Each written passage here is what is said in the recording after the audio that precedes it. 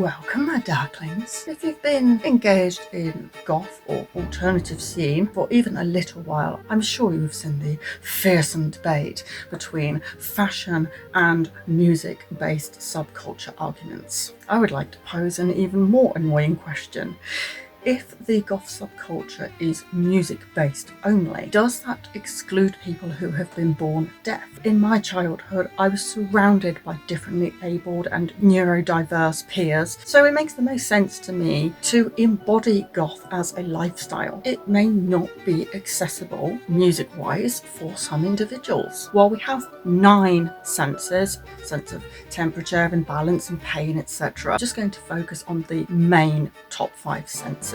Now, just as a disclaimer, because people will make a fuss over literally anything, you don't have to do any of these things to be goth. It's all about what you most identify and resonate with. If you aren't fazed by the macabre, you're attracted by the morbid, or just feel most at ease with other goths, then you can, but don't have to, call yourself a goth. Let's get into 5 senses of goth.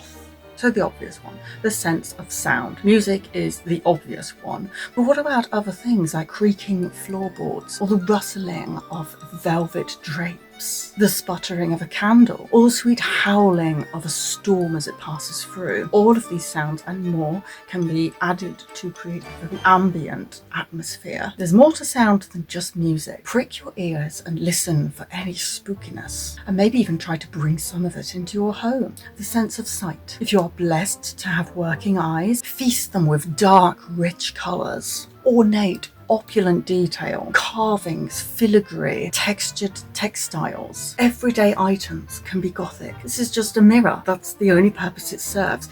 But look at the amount of detail on it. Even my books, I don't have to be reading them to just enjoy their presence in my life. Why not purchase the most over-the-top and opulent designs that you can get your claws on? Lighting is also so important. Unlike what my videos are showing, try to avoid overhead cold lighting. Instead, go for warm candlelight or opulent lampshades. Even just fairy lights can add a whole new lighting dimension to your domain. Thirdly, the sense of touch. Imagine yourself living in a cocoon of luxury. Think satin and lace and velvet drapes everywhere. Try to procure as many natural materials as possible. By doing this, you can reincarnate an historical vibe in your home. Plastic or chrome won't do. It will scream theme park, even to those most unfamiliar with your lifestyle. I understand having floor-length drapes will break the bank, even for us more well-off vampires. But if you're on a budget, don't worry. There's always a workaround. I got these very generously sized drapes as banquet tablecloths. Get creative. Think outside the box. See how you can replicate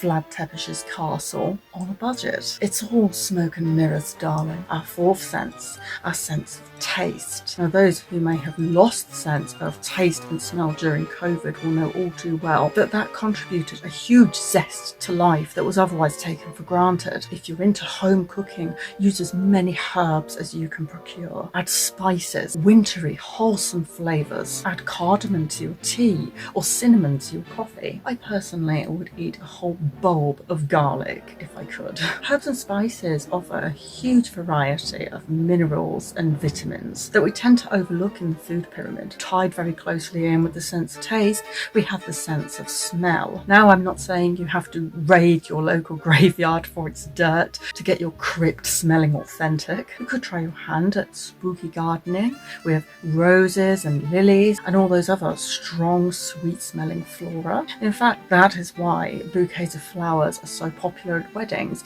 and flower arrangements are so common at funerals. They harken back to the Middle Ages, where the belief of miasma was prevalent. The belief that strong smells were indicative or even summoning of bad or good spirits. Things like ammonia, rotting flesh, sewage, anything that smelt unclean was viewed as spiritually unclean. It's where we get the phrase cleanliness next to godliness. Of course, if you don't want your lair to smell like a bed of roses, douse yourself in masculine or wintry perfumes. Tobacco, amber, opium or patchouli are especially suitable. Scented candles and and incense also work great if you don't want to put things directly on your skin. Or perhaps you could invest in a soap or shampoo. Well, I hope you found those suggestions interesting. These were just a few suggestions to help inspire you if you wanted to give your home a bit of a refresh and make it feel a bit more vampy. It's not all about looks, you know. If you enjoyed, do hit the like button and subscribe for more tips. I also do collections and hauls. I love shopping and also travelling, where I try and share my macabre experiences and a little bit of morbid history. I also have Patreon, do film and book reviews. I'm hoping to start a book club when I get enough members, and I also sell artwork designed and illustrated by yours truly. With all that said, until next time, take care, my darklings. Bye bye.